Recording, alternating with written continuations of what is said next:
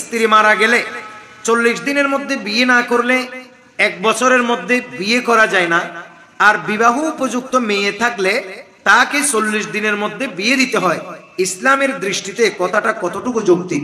এটা একটা সম্পূর্ণ অযৌক্তিক, শয়তানি, বানাওয়াটি, মনগড়া, ভয়াবহ কুসংস্কার এবং এই জাতীয় কথাগুলো বিশ্বাস রাখা কোরআন হাদিসের সাথে অন্যায় এবং জুলুমের নামান্তর।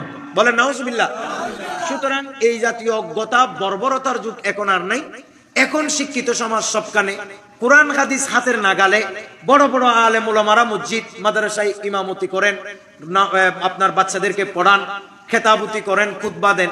আপনারা তাদের সাথে প্রাথমিক আলাপ করলেও এই মাসালাগুলো আপনারা জানতে পারবেন। এই জাতীয় কোনো কথা কোরআন হাদিস এজমা কিয়াসের কোনো জায়গায় নাই।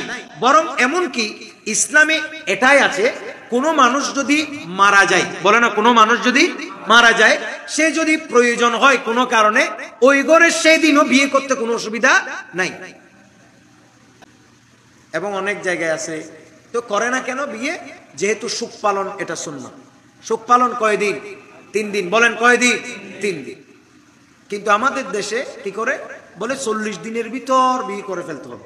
না, 3 দিন সুখ পালনের পর 4 দিনের দিন করেন, 5 দিনের দিন করেন, 50 দিনের দিন করেন, 2 মাস পরে করেন, কোনো অসুবিধা নাই। আর আমাদের দেশে এমনও কিছু রসম আছে যে কেউ মারা গেলে 40 দিন পর্যন্ত স্বামী স্ত্রী একসাথে থাকা যাবে না।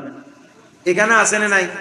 এই জাতীয় কথা বলে না, আস্তাগফিরুল্লাহ। এগুলো হচ্ছে শয়তানি কথা, এগুলোর সাথে দ্বীনের কোনো সম্পর্ক নাই। এগুলো বানাওয়াট এবং এগুলো হচ্ছে কুসংস্কার। কেউ মারা গেছে, এটার সাথে স্বামী স্ত্রীর সাথে থাকার কোনো সম্পর্ক নাই।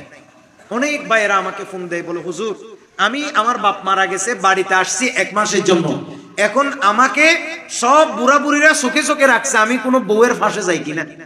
কত বড় ইবলিস দেখুন নি, কত বড় শয়তান।